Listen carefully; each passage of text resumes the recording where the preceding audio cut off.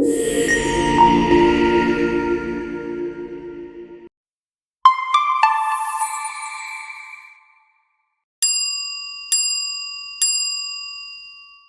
everyone!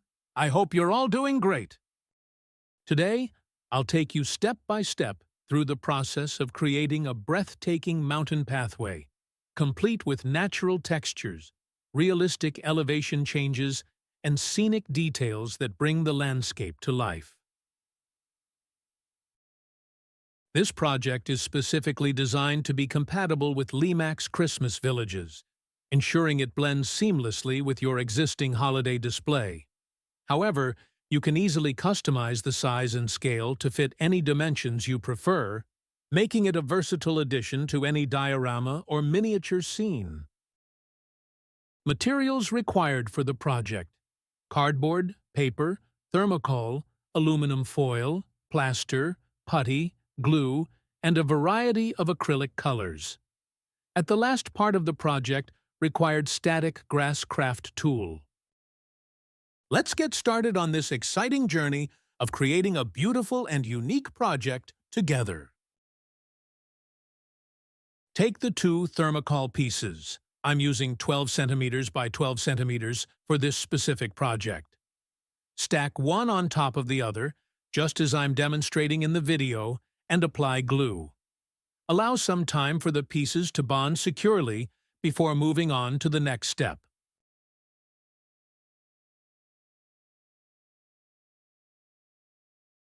Begin by marking the size and direction of the path based on your desired design. For this specific project, the path has a width of 6 centimeters. Carefully draw the outline to ensure accuracy. Once you have the markings in place, take a foam cutter and slowly start shaping the path by cutting along the lines.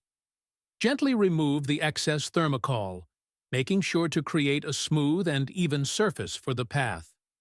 Take your time with this step to achieve a clean and precise finish.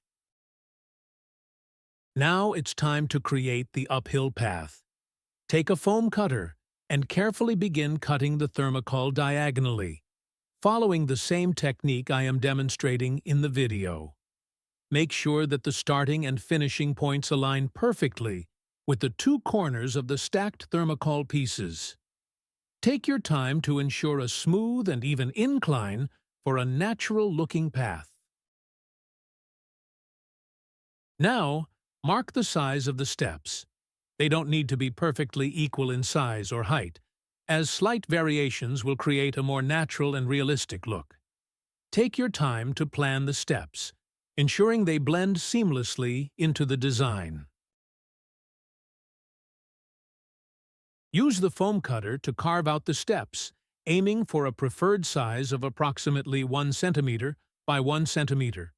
However, as mentioned earlier, the steps don't need to be perfectly equal in size or height. Keeping them slightly uneven will add a more natural and realistic look to the project. Take your time to carefully shape each step for the best result. Now it's time to start shaping the stones on the path steps. The stones don't need to be perfectly isosceles or identical, but their maximum size should not exceed 1 centimeter. Use the foam cutter pen to carefully carve out the stones. Make sure the grooves between the stones are approximately 2 to 3 millimeters deep to create a realistic texture and depth. Take your time to achieve a natural and detailed look. Now it's time to build the mountain surrounding the stone path. For this project, we'll be using paper and cardboard. Use the cardboard as your base, cutting it to form small ravines that will shape your mountain landscape later on. Begin by taking a sheet of paper and crumpling it thoroughly to create texture. Then, starting at the upper corner of the path, apply a generous amount of glue to affix the crumpled paper, carefully working your way downward along the path. Make sure you have enough crumpled paper to form a well-defined, three-dimensional shape that adds both character and depth to your landscape. Once you've covered this side, Repeat the process by gluing additional paper along the lower edge of your base. Finally, mirror these steps on the opposite side of the path to ensure a balanced and visually appealing design. Now it's time to give the final shape to your mountain landscape. Begin by carefully sculpting the contours. Next, focus on the areas flanking the stairs, on both the left and right sides. Here, you'll create stone walls by artfully incorporating pieces of crumpled paper. Gently press and mold the paper into the desired shapes, allowing its texture to mimic the natural, rugged appearance of real stone. Take your time to ensure that these walls not only enhance the overall depth of your landscape, but also harmonize seamlessly with the rest of your creation. Thanks for watching. Stay tuned for Part 2, where we'll cover the installation of plaster tape, painting techniques, and the final grass decoration to complete the landscape.